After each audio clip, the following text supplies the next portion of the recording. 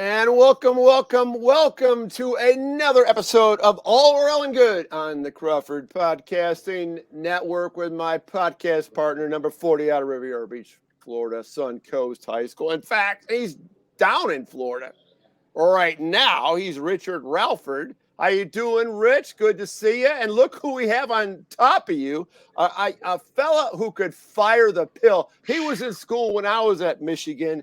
Johnny Johnson, number 34 out of Buffalo, New York. Man, the dude could fire that pill. Well, JJ, welcome to the podcast. Well, thank you for the opportunity to spend some time with you wonderful human beings. Hey.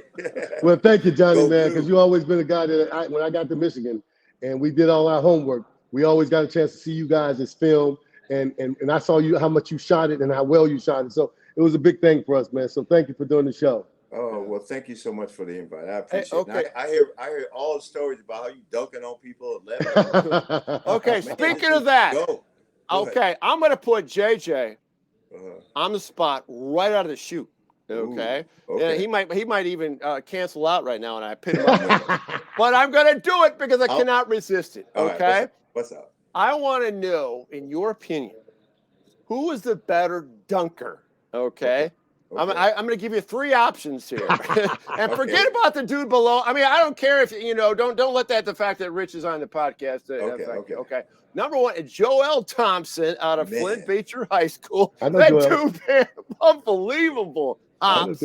Okay. Yeah, unbelievable hops. And Thad Garner, remember Thad Garner, Hammond, Indiana. He could get up. Another teammate of yours. Right. Maybe I might even throw a little Alan Hardy in there. Wow. I might throw Alan Hardy in there. He had some nice dunks.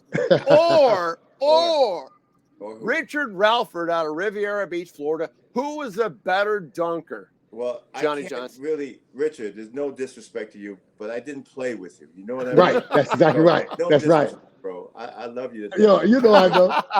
But I tell you something, all three of those brothers could get up. Man. Oh my God. I saw Alan Hardy in high school. I thought, this guy, whoa, what a body. He had a wingspan like an eagle. Well, he had his arms. Like albatross so long. Here, he pick it from here and go boom. Hey, that guy could go. And then Joel Thompson had a vertical. Like he must have had. Right, I thought Joel was tough. 39, lefty. He come down like this. Boom. And then who's the third guy, did you say? Thad Garner out of Hammond. Garner, man, he would dunk on you in a minute. Every time he get on the break, you'd be like, oh, where is he? Where is he? All of a sudden, you'd be dunking in. Yeah, I saw the video. He was a great athlete. I mean, on the fast break situation, I got to give Thad something because he could just fly. He Get could. the rebound. He could, dude. Go. He could. Just go. Those other two were great too, though, man. You can't win with that call. Well, I'll tell you what. You see, Rich was a power dunker. Yes. Power. Right. This guy's a tight end flying through the air. and because whenever I talk to my fellow Michigan geeks like me, fraternity brothers. I mean, you're talking about, oh man, everybody talks about Richard. They talk about, oh man, that dude could get up. But it was just the physicality in the air is what jumped out at you. Yeah. More than anything. Don't you think? That was big. Yeah, well, you know what? I was a power dunker. All that weight to fight that gravity. Yeah, exactly. No, that was it. All that weight. I mean, because Alan Hardy had albatross arms. He just go forever. Alan Hardy against Michigan State. Okay. This would have been in before you got there, JJ. Right. I think it was 77 winter. They blew out State, and he took off from the free throw line. He did this one-hand spear jam. It just, oh my God, it was unbelievable. That guy. He had a nice jumper. He was smooth. Yeah. He was. We got great players. He was George Gervin like. You know what? Rich, you're right. I mean, Michigan has had a lot of good basketball players, and there's a lot in the NBA right now. I mean, look at Duncan Robinson, what he's been doing. Unbelievable. Duncan. And look at the Wagner. Oh, sorry. Go ahead. The Wagner brothers from Deutschland. Yes, there you go. That's what I was thinking too. Wagner boys. Franz Wagner. I mean, Wagner's going to be rookie. He could be rookie of the year in the NBA. He's going against my kid, Scotty Barnes, for rookie of the year. Is that right? Well, Scotty played in my me and Kenny Anderson's basketball academy. Oh, I didn't know that. School. Oh yeah, when he was in middle school. And Johnny Collins also came over and trained with us. He was in high school though, but he played with my guys at the camp. Wow, that's pretty cool. Yeah. So I need some tickets for Orlando, man. I got this little foundation. I want to get the kids up there. So check it out. But you got some Michigan guys there, Johnny. Hey, I'm trying to get hooked up, bro. Because if you get the Michigan guys, I guarantee you, Franz and all those guys will hook you up down there. I'm trying, but when I come up there, I'm gonna talk to the man, Juwan. Maybe he can give me a phone. Yes, that's who you need to talk to for sure. Yeah, Juwan. yeah. Because you know what, we talked when Rudy Tomjanovich was up at the Ohio State game, and I did a little interview thing I posted with Rudy, and he was telling me, and this actually started with Tommy Amaker, and then went to Beeline, and Juwan. The linkage to you former players seemingly getting stronger and stronger with time. Are you feeling that, guys? Both of you? Go ahead. Well, for me, Beeline started it all. No question. Beeline. He did. I remember when he called us and he started telling us that we want to come back. And like I said, one of the biggest things, Tom, that Beeline did for me, I remember him calling me and telling me that we were going to have these reunions. And I called his secretary, Lisa Nichols. Yeah. And told her that, I was going to buy my tickets. So I bought them. And Coach Beeline called me back personally. He says, "What are you doing buying tickets?" Yeah. I said, "Coach, because the request form said, we had to buy the tickets." Because I guess you ain't see all these banners up in here you put in here, huh? Yeah. He said, "When you get back, I'm gonna give you the money back." And he gave me the money back. I got Beeline's story too. I played in Buffalo, and he's from there. So he sat down, spent a half hour just kicking it with me. I was like, man, I felt like $1 million. That's me. Yeah, I felt like $1 million. We talked about this and this and this, all about Buffalo and this. I said, man, he knew. He said, I followed your career when I was coaching there. I said, wow. And he was doing so well, and I just came in, and he was a nice guy. He is a nice guy. He really is. He really is. I love B. I love Coach B. I know. Coach B's the man. But we love Juwan too. And is Juwan, just be straight up. I mean, is he still, is that linkage to the alumni just as good with Juwan? Oh, for sure. For sure. Juwan is, I have a direct line to Juwan. I can call Juwan on the phone, and he'll either text me back or call me right back. Okay. And I think it's because of me and him having the same Michigan mom. Because when I left, he got my Michigan mom. Because, Michigan got this thing is if you're from out of state, for me, they gave me a host family that when I got one of the home cooked meal, the Highfields, Debbie Highfield, I would go to her house. And she would feed us. And she would feed me, Roy Tarpley, Gary Grant. And so when I left, me and Juwan started talking about her. And then I found out from her, Rich, I did the same thing for you that I did for him. Oh, that's wonderful. We had a person named Dottie Day. That was the best fan in the world. This girl, she traveled with us everywhere. She hooked us up with this and that. And even when we left, she gave us a little trophy. Like she cut it out of wood. Remember that one? You got one too? Yeah, she had Butch. Dottie did Butch. Her and Butch were really close. And Leo Brown. Man. Oh, Leo Brown. There's a name from the past. See, I think we all had him. Yeah, she was great. And I'm sure Juwan, I don't know Juwan that well yet, but I'm sure it's going to be great, Okay, I want to go back, JJ, to, you started at Michigan. I think it was in the fall '77. I was in school then. And were you in Thad Garner's class? Was that they came in together? No, I was Bodner's, Hireman, McGee. Oh, yeah. Mike McGee. You're talking about a guy who could fire, or he could do it all slasher, the whole thing. The dude never met a shot he didn't take. Right. Okay. So, how do you go from Buffalo, New York to Ann Arbor? I mean, how did that happen? Did Frieder recruit you? Who recruited Thompson, you? Man, great dude. I just hit off right away. He took us, went to the game. They were number 1 in the country at the time. Ricky Green, Dave Baxter, wonderful player, man, underrated. That dude could play. Sure. Yeah. But anyway, so I visited. They were number 1, and Joel showed me a great time. I was like, wow, I like this place, and it was far enough so I could get away from my little family. It was from Buffalo, and I said, the number 1 in the country. He said, hey, it's a no-brainer. I came to Michigan. Go Blue. And in fact, they had 1 scholarship left. Guess who were they saving the scholarship for? You.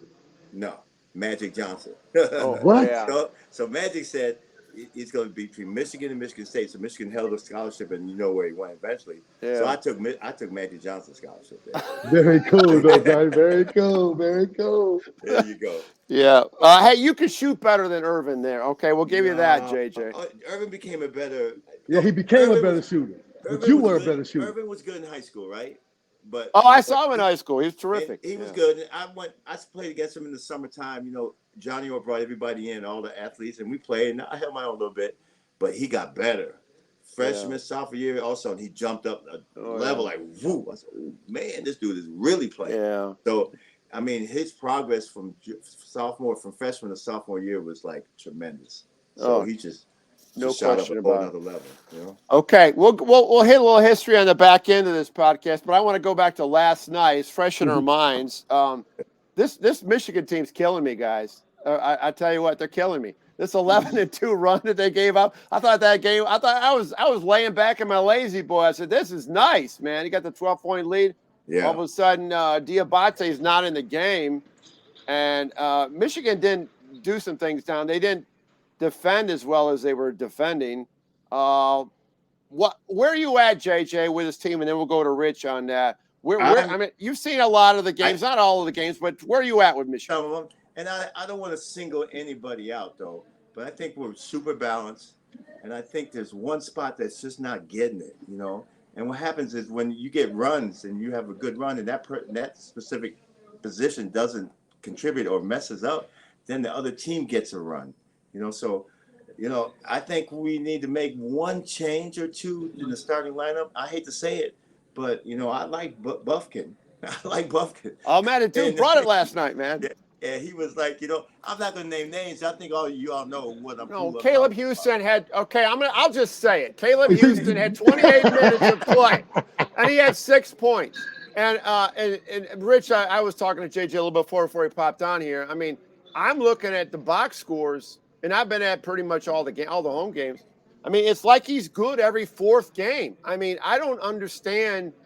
I mean, he can be really good. But, man, what's going on with him, Rich? I mean, you're his PR agent. I know you're all about Caleb. You're all about Caleb. You're going to have to defend him a little bit here, my friend. Well, my thing is this. I agree with the every 4 games. I think we talked about this in the beginning. Remember when I said Caleb is a McDonald's All-American, he has to play like one. And when you got open shots, you got to hit them. And my thing is with Caleb, and listen, I'm looking forward to meeting this kid so I can tell him, because I think he has the potential to be an unbelievable player at Michigan. But you got to want it. You got to fight for it. Because right now, besides Hunter, Diabate is the second best player on the team. Oh, no question. You know what I mean?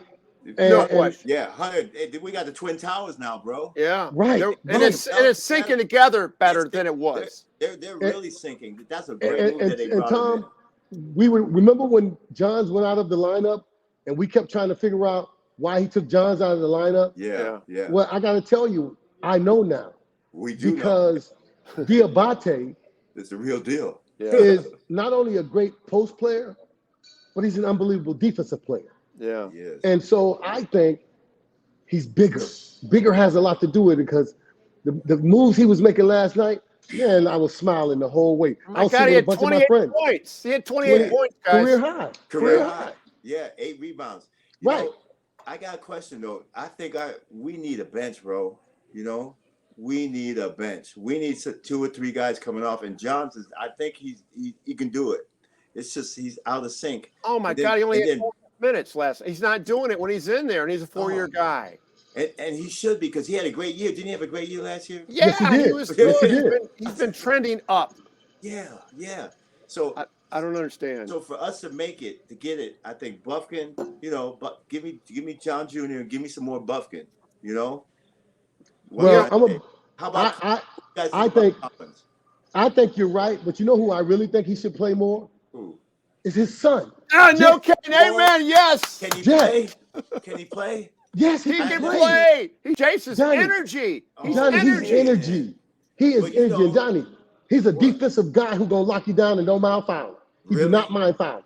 That's wonderful. You need those hard guys, man. If the guy's hot, get him. You know what I'm saying? You know, this is the strangest thing. Rich, you mentioned this. You know, it's like always like from youth sports on. The coach's son gets all the playing time. Okay. Right. Now it's like his old man's working against him. Give him a freaking chance. Give him a chance because his brother coming in gonna be a beast. Isn't it? It's reverse psychology. You think it is? I don't know. I've never seen a situation like that where a crowd is asking for the coach to play his freaking son. I agree. Yeah. Listen. Good call, Rich. Good call. Because he's energy. Yeah. He's nothing but now. Yeah. His brother, when his brother comes in, he's that's good. a different ball game. Yeah. Because I saw him playing at IMG, and because he had Mount Vernon IMG. Yeah. And I saw him playing there, and I'm gonna be honest with you guys, I was truly impressed. Well, Butch Wade was going on and on about him. Yes, but I'm truly impressed, man, because this kid is he's a hell of a ball player. Yeah. Good genetics, bro. Good genetics. There you go. Well, okay, and environment, put it together, right? Okay, so we'll go tell Juwan two suggestions. Right. One from JJ, Kobe Bufkin, more minutes. I mean, he actually he showed it. He validated that last night. Bufkin played good last night. Yeah. And he had that poke jam off that break was like, whoa, where'd that come from? Nice. That was nice. That was nice. And then obviously Howard, you know, the young Howard. Jace Howard has got Chase, yes. Yeah. Chase has got to get some time. Chase has got to get some time. Yes. Well, I got another question though. My man, you know, I love me some Jones, right? But if he can get his jumper right, you know what I mean? If he could just relax, you know, hey, get that elbow in, follow through, boom, lock it up, you know, just breathe, boom. He does everything. Tom, he does everything else great, man. You know what I love, Tom? Yeah. You hear Johnny? You hear what Johnny is saying? Well, he's a shooter, man. So listen to I'm gonna listen to Johnny. Yeah. Because Johnny's a shooter. And me and you have talked about this many a day. And I love that all my Michigan guys come back and we all repeat the same thing. Yeah. You know what I mean? Because just he's totally right. Just relax. Just relax, dude. In. Boom. But Johnny, the big thing is this, Johnny. This ain't the conference he played in last year. Yeah, this is a different kind. The Big Ten is a different ball game. Yeah, it's real. I mean, you got Rutgers rocking Pete, Wisconsin. I mean, there's so many freaking good teams. Ohio State's good. Yeah, you know, gotta go to work every night. Hey, JJ, I got a question for you. Frankie Collins, who I think is a raw talent. I really, but I tell you what, his shot is painful to watch. Okay, let me ask you this, and I asked Devontae this in a press conference. He says, "Oh yeah, it can be fixed." I don't think all shots can be fixed. I don't think so either. I don't think his shot can be fixed. No, give the brother a break. Maybe he can get to 40%. No, but it's levels. You know what I'm saying? It's just levels. Well, I mean, it doesn't look right. At this stage of the game, it's just, you know, it's hard to fix it. It's hard. But, you know, Randy Smith came in out of college and became a great pro player. So, you know, with work, you never know. You never know. Yeah. But I do like he's a great. Jones is, man, he moves the ball. He plays D, goes to the hole. Yeah. He does a lot of good things. Great rebounder. Yeah. And the other guy is a sweet jump shooter, boy. I like him. Oh, Eli. Eli's coming back around now. Yeah, Eli's coming back around now. He's coming, right? You know what? Eli coming, and we had Tim McCormick on, who you know, obviously, JJ. You played a little bit with him, or he was after you. He was a freshman. Yeah, okay. So he made a really good point, I thought, that has really stuck with me. Yeah. He said, and Rich, you remember this, he said, you know, Eli's got to do something. He's got to become more selfish. He's got to be selfish, yeah. Yeah, and he's too unselfish. Right. And I thought last night he looked the sweet spot of selfishness. Yes, he did. Yes, he did. He still had 13 though.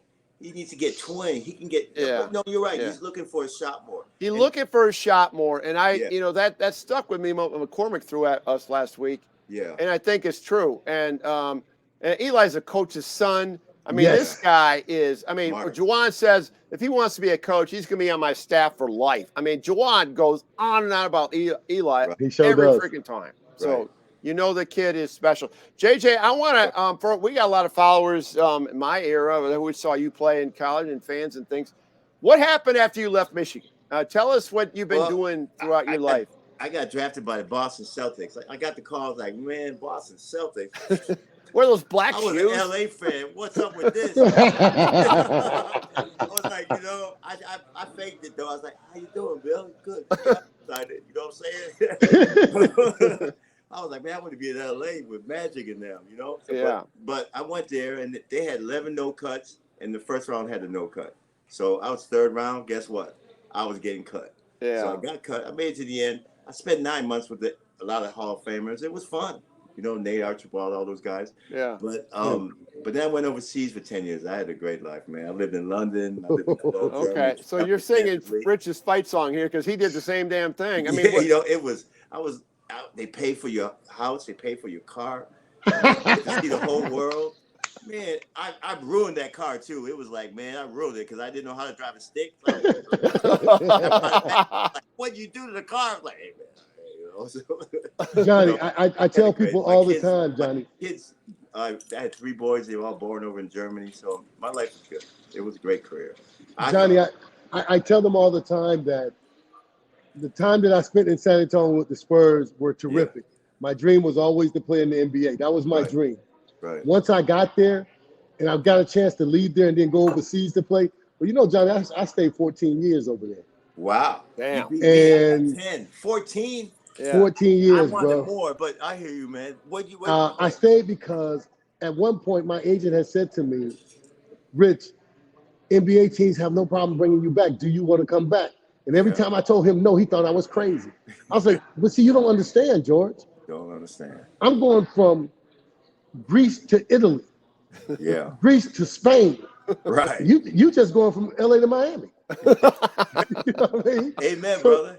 Amen. So listen, I enjoyed it, man. And Butch Wade played over there at the same time I played. Yeah. So Roy, I played with Roy Tarpley in Greece for 4 years. Wow. And so listen, it was unbelievable, man. Unbelievable. Greece, the islands. You go to Milan, your eyes are like, man, it's like a kid at candy shop. Everything is like, whoa, you see that? Whoa, you see that? Yes. Oh man, I want to live here. Unbelievable. Unbelievable, man. I had it. Okay, so JJ, after you did all that, you had all that fun, the kid at the candy store stuff overseas. What did you do when you came back to the States? Well, the common denominator is wherever I lived was cold and gray. So I said, man, when I had a choice, I'm moving to somewhere warm. My buddy came over and partied all the time. He sent me a little tape. He said, why you coming out to Tampa? So I came down to Tampa. I rented a little place, and we walked out. It was right on the Gulf, and I saw a dolphin. I said, sold. I'm living here. So my former wife, her parents lived in Vegas. So I flew out to Vegas. I was like, man, this is no contest. No contest. Right. No contest. So I moved here, bought a little crib, and I've been here 30 years. Wow. 30 years. That tells you right there. Hey, people come here after they go all over the place. Then they come here. This is how it is. Tampa St. Pete's nice. I'm a sun guy, so I go to the beach. Man, I'm like stimulated. Look at this place. Yeah. Wonderful. Either beaches or mountains, I think, right? Yeah. That's how I feel. I feel with you. Well, Rich is a Floridian. He was born a Floridian. Exactly. I'm always be one. He's blessed, man. Floridians don't know how good they got it. And Johnny, I lived only 2 miles away from the beach. Wow. Yeah. As a kid. That's wonderful, man. That's nice. It's unbelievable. The beach is good for your soul. You go in there, you see that the blue spark. Oh yeah, water cures all ills. It does. It does. Just looking at it, I'll tell you what. I wish Michigan's shooting ills would be fixed by looking at the water. They're going to really need it, guys. Before I let you go, what are your expectations? Michigan on CBS, 1:00 on Sunday, up in Badgerland at the Kohl Center. JJ. What does Michigan have to do to win this game? I think they got to keep up the defense. I think they got to take advantage of the inside game, which they do a very good job. And I think we got to hit some jump shots, bro. Yeah. Got to hit some jump shots. Johnny Johnson out there, man. Inside out. See, like when I was playing, we didn't have an inside game. Yeah. All we had was an outside game. It's about balance. And if we bounce it inside out, I gotta give Coach some credit. These kids, man, they run a nice little offense. They get open shots. I mean, we had to do a passing game. We moved it, but these guys really move it. So again, so to bring it back, we have to hit our shots, do what we do naturally, right? Play that defense, and maybe mix it up a little. Throw a little full court press, a little half court press, just to change it, the momentum a little sometimes. And he does it. I like that. but maybe do that a little more. You know, Rich, Juwan's been throwing a little zone, a little man-to-man. He's been good. mixing things up a little bit. You think he's going to do a little bit more of that against Wisconsin? With Johnny Davis, good Lord, Brad Davidson, they got two doers out there. What are you going to have to do to stop those two cats? I honestly believe, and you know how I feel about Hunter Dickinson, and that's why I was happy that he went into a zone, because it kind of saves Hunter sometimes. Because they call these chicky-chack fouls on Hunter, and then it changes the whole game. Officiating sucks in the Big Ten. Oh, my goodness. It's the worst. Right. And so I think we're going to have to play solid D against this kid, because on Sunday it's going to be a fight, man, because we're trying to improve. In every game we have improved. And I'm really happy about that. It's gotten better. It's gotten better. It's gotten better. This is not some earth-shattering. This is not a Big Ten title team. We know that. Right. We understand that. Stay in the tournament. Juwan's a great coach. He's a long-termer. Great recruiting class coming in. I'm feeling good about Michigan basketball. You former players obviously feel good about Michigan basketball. And you're all going to be back for the alumni gathering that you all get together. Yeah. Illinois game the weekend of the 26th. So what's that like, real quickly, JJ, when you come back to Ann Arbor? What do you think that sticks out? You ever see those old movies, like, when all the old guys get together and we just talk and I don't drink anymore, thank God. But and we just reminisce. It's wonderful. I mean, it's like a little bit of slice of heaven. I hate to say it, but it's such a fun time. I get to see Leo, John Wangler, some football players. Oh yeah. Get to see the Bob, and I get to meet new guys like Rich and guys I haven't really connected. That I want to connect with. Yeah. It's a wonderful time. Like, they canceled a lot of it because of COVID, but we still coming in. We got a place. I'm bringing my son up too. So I'm like, very cool. Hey, this guy, hey, say hi. I say, I had it going on at one time. But it's gonna be. He could fire. All right, Rich. What do you like best about the reunions? And you're going to be at watching the game with me and some other friends on. I'm gonna tell you what one of my biggest things about going back to Michigan. Yeah. Every time I go back there, they make me feel like I still play there. Oh. That's how I feel. Yes. That's for me. Good because point. Everybody treats you as if you've been like you're still there. Yeah. And I've always loved that about going back to games, because that's a great point. People recognize you from 20, 25, 30 years ago. Yeah. And I just have a great time. And Johnny, I took my son there too. He played at Juwan's basketball camp. Okay. And so my son, listen, I've had a lot of achievements in my life, and my son don't really care about that NBA stuff. No. But I got to tell you, what impressed him more than anything, my whole time as my kid, is he went there and he saw my name on the wall. Right. In going towards the locker room, and he freaked out. And he ran back to me, and I said to Tom, I told Tom, I said, I can't believe. He said, Dad, your name's on the wall. Yeah. No kidding. Is that what excites you? But nothing else I've done excites you, but that's my name on the thing. So it's wonderful, Tom. I love it. Well, I'm looking forward to seeing you, JJ. I'll mosey on down there, try to talk to a lot of former players. It's been great having you on all Rell Good. We're going to have JJ on again. We say this to everybody. But I mean, we're going to have you on again because you're too good, man. Oh, right. I appreciate that, bro. Hey, thank you for the kindness. Hey, go blue, right? All right, go blue, baby. Next time, go blue. Next time on the Crawford Podcasting Network, all Rell Good.